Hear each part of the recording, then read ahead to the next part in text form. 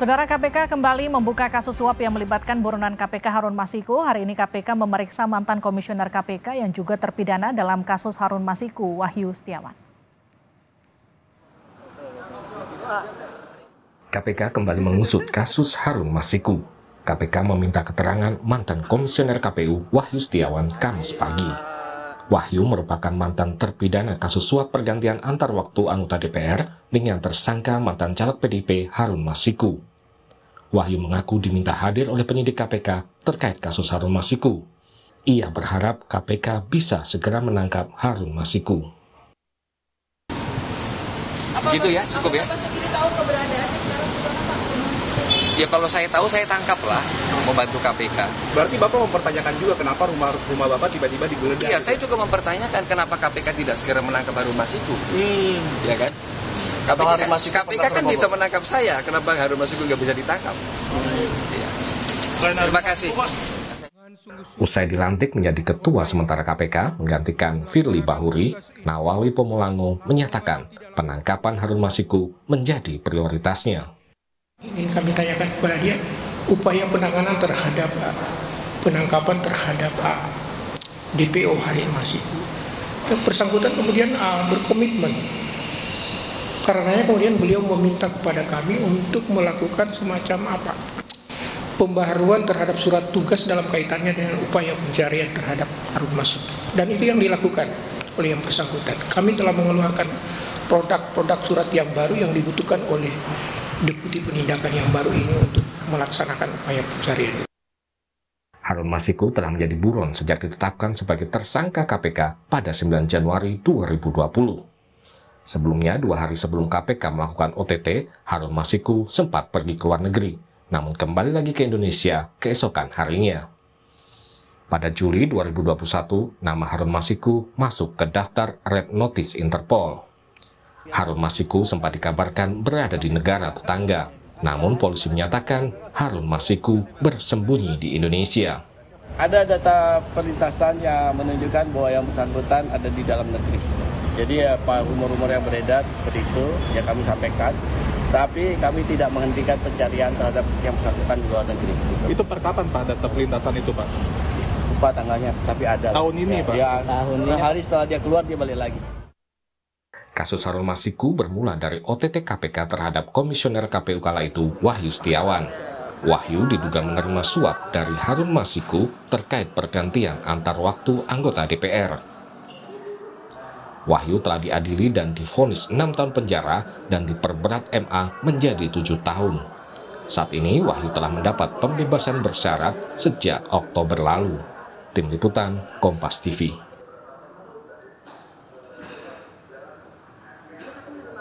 Saudara, kasus Harun Masiku memasuki babak baru. KPK kembali mengusut kasus Masiku dengan memeriksa ex-komisioner KPU Wahyu Setiawan di bawah pimpinan Nawawi Pomolango. Akankah Harun Masiku bisa segera tertangkap? Kita bahas bersama Wakil Ketua KPK 2015-2019 dan pegiat anti korupsi dari Posdem Universitas Andalas, Ferry Amsari. Bang Ferry, selamat petang. Pak Laude, selamat petang. Sore Mbak Livi. Selamat sore, selamat petang. Saya ke Pak Laude. Pak Laude, kalau kasus yang kemudian sudah lama dianggaplah tenggelam, begitu kemudian diusut lagi, diperiksa lagi, apakah ini kemudian artinya KPK punya bukti baru soal Masiku? Kalau soal Masiku itu saya pikir bukan soal bukti baru, karena dia buron. Sebenarnya itu kewajiban dari aparat penegak hukum untuk selalu memburu tiap hari, tidak boleh metieskan sampai kapanpun, karena dia buron, maka seharusnya ya akan harus dicari, itu kewajiban aparat penegak hukum, dan seharusnya bukan cuma kewajibannya KPK itu. Artinya kalau KPK bisa meminta Interpol, bisa meminta teman-teman dari luar negeri yang lain, biasanya seperti itu. Misalnya dari Dinas Imigrasi, semua negara, semua tempat perlintasan, itu bisa dimintain. Semua jaringan yang dimiliki negara harusnya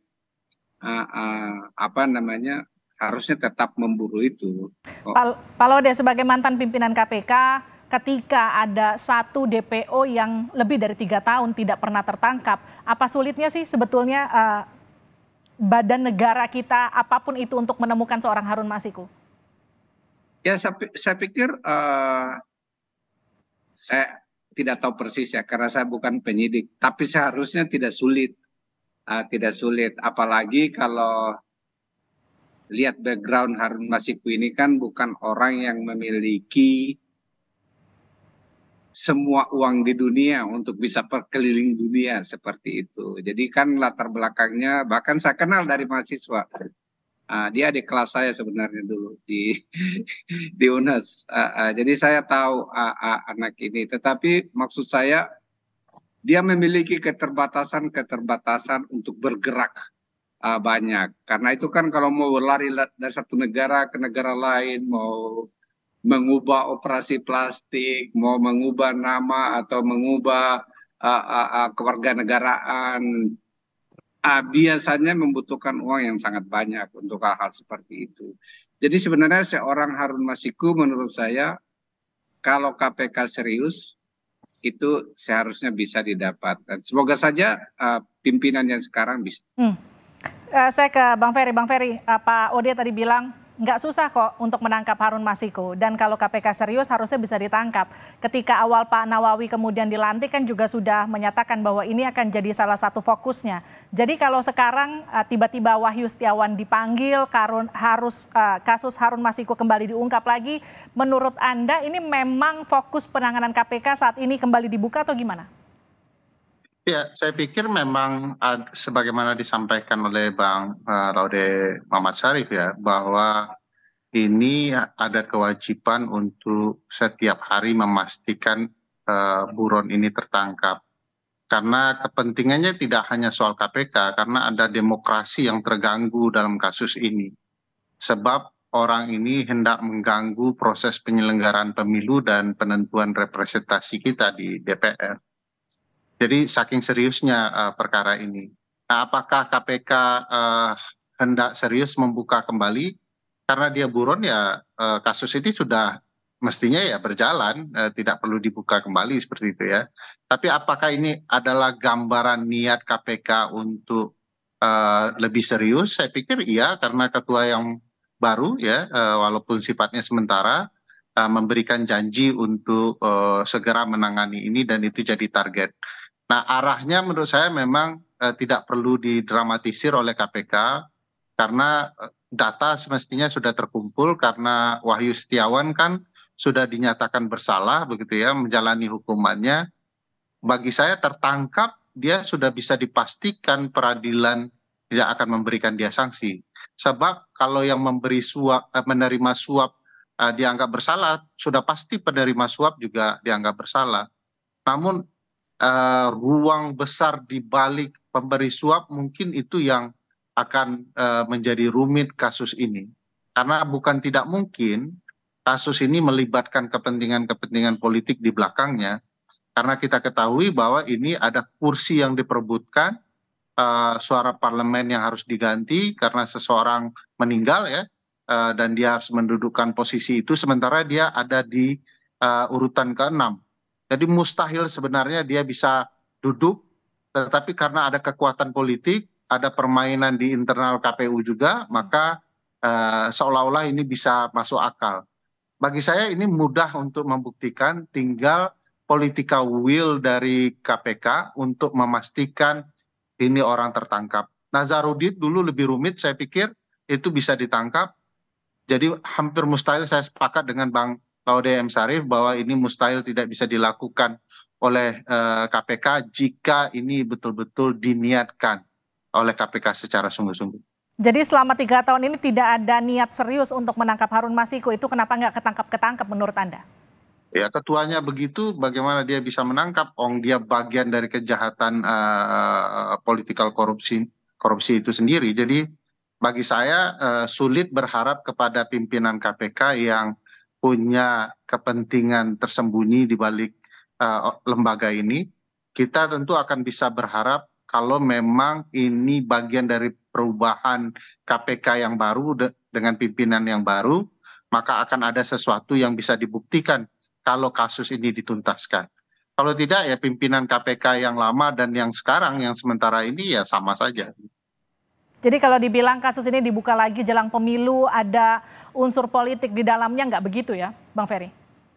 Nuansa politik akan tinggi, saya pikir, karena ini mengancam partai tertentu, partai yang kurang lebih berbeda saat ini dengan penguasa yang dilibatkan dalam perkara ini. Mau tidak mau, ini kalau kita bicara jujur ya, kursi nomor urut 6 menjadi nomor urut 1 itu kan butuh persetujuan dari pimpinan partai politik.